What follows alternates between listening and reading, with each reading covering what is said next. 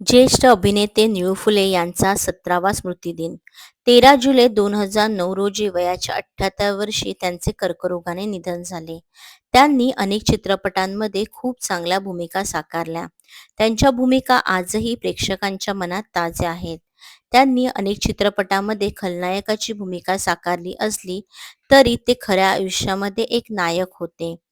त्यांनी नेहमीच समाजकार्यामध्ये पुढाकार घेतला.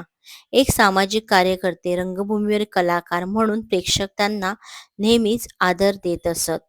त्यांनी केवळ मराठीच नव्हे तर हिंदी चित्रपटांमध्ये देखील काम केलं. त्यांनी 250हून अधिक चित्रपटांमध्ये खूप चांगल्या भूमिका साकारल्या.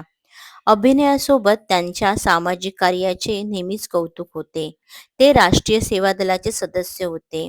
राष्ट्रीय सेवा दलातर्फे आयोजित करण्यात असलेल्या प्रत्येक कार्यक्रमात ते सहभागी असत. यावेळेच्या एका घटनेविषयी राम नगरकर यांनी एका कार्यक्रमात सांगितले होते. राम नगरकर एका कारणास्तव निळू फुले यांच्या घरी राहायला होते आणि त्या काळी घडलेली घटना त्यांनी सांगितली होती. त्या काळात महाराष्ट्रात मोठा दुष्काळ पडला होता आणि त्यामुळे दुष्काळग्रस्त लोकांना धान्य वाटप करण्यासाठी धान्य राष्ट्रीय सेवा दलाने गोळा केले होते आणि हे धान्य पुण्यामध्ये ठेवण्यात आले होते. यातील काही धान्याची पोती ही निळू फुले यांच्या घरी होती.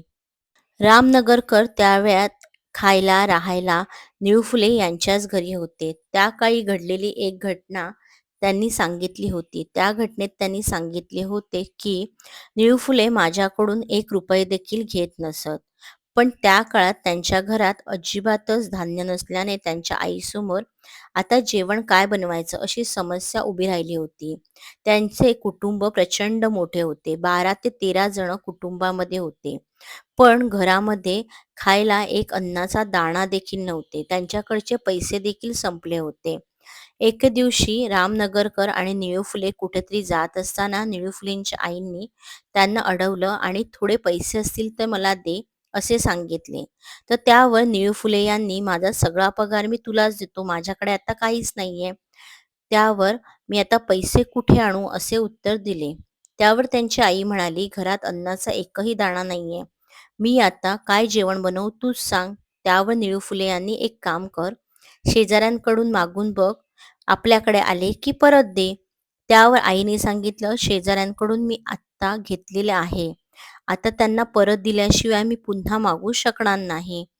आईच्या या उत्तरावर निळू फुले म्हणाले, की "आता बघ, मी आणि राम बाहेर चाललो आहे. तू काय ते तुझं बघून घे."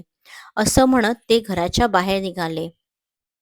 निळू फुले बाहेर जात आहेत हे पाहताच त्यांची आई पुन्हा त्यांना म्हणाली, की "थांब जरा." त्यावर निळू फुले बोलले, की "माझ्याकडे पैसे नाहीत मी यावर सांगितलं आहे."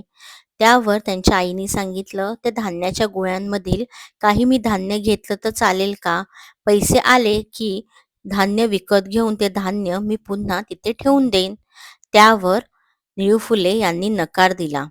निळू फुले प्रचंड भडकले आणि म्हणाले, "सगळे भुकेने मेले तरी चालतील, पण त्या धान्याला हात लावायचा नाही.